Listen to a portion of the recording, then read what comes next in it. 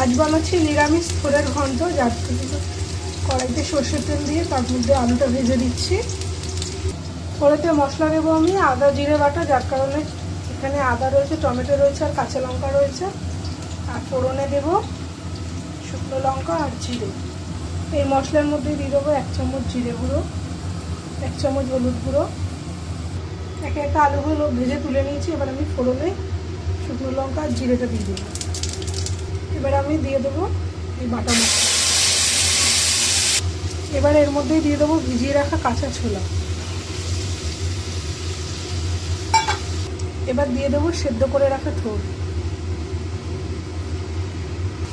এবার ভেজে রাখা আলুগুলো দিয়ে দেবো। এই তরকারিটাতে নুন আমি দেবো না, কেন আমি যখন সেদ্ধ করেছিলাম তখন থোড়টার মধ্যে নুন দিয়েছিলাম, ওই জন্য এখন আর নুন দেবো না।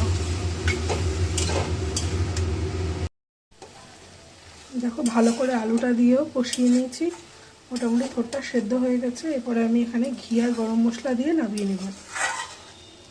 হয়ে গেছে আমার থোড়ের ঘন্ট।